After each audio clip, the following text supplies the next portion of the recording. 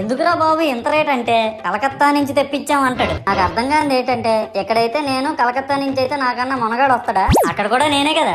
ఇలా నన్ను బజార్లో పెట్టి బేరం ఆడి నా మొహానికి ముసుగేసి వ్యాన్ ఎక్కిస్తారు. ఆ వ్యాన్ డ్రైవర్ గాడు నేను ఉన్నానని కూడా చూడకుండా ఏదో ఆలోచించుకుంటా డ్రైవ్ చేస్తా గతకల్లో గబ్బి గుబ్బి అని తించేసి నా కాల్లో చెయ్యి ఇరగొట్టేస్తాడు. ఈ విషయం చందాలు ఇచ్చిన చిన్నోళ్ళకి తెలిస్తే మళ్ళీ ఇరిగిపోయిన బొమ్మ పెట్టకూడదని ఏ బొమ్మ రాసి కవర్ చేసేస్తాడు. సరేలే జరిగిందేదో జరిగింది, నా భక్తులే కదా కూల్ బ్రో అని చిల్లయ్యే లోపు నన్ను పందిర్లో పెట్టి ముసుగు తీసి నాకన్నా పొడుగున్నే సౌండ్ బాక్సులు రెండు నా చెవులు పక్కన పెట్టి డీజే గణేష్ బ్రో అని చెప్పి నా పాటలను కూని చేస్తారు. సరేలే పిల్లలు కదా ఇప్పుడు కాకపోతే ఎప్పుడు ఎంజాయ్ చేస్తారు, కాసేపట్లో పూజ స్టార్ట్ చేస్తారని వెయిట్ చేస్తా ఉంటే ఆ ₹5 వ్రతకల్పన బుక్ చూస్తే ఎక్కడ లేని కోపం వస్తుంది. ఏరా నాకు అర్థం కాదు, ఎన్ని సంవత్సరాల నుంచి నా పూజలు చేస్తున్నారు, ఒక్కడికి నా కథ గుర్తుండదేట్రా యాదవ్ వల్లారా. ఓ నా బుక్ లో చూసిన దాన్నైనా తిన్నంగా చదువుతారా అంటే అది ఉండదు. ఏదో బాగా అటర్ ఫ్లాప్ అయిపోయిన తెలుగు సినిమాకి రివ్యూ చెప్పినట్టు చదువుతారు ఒక్కొక్కడును.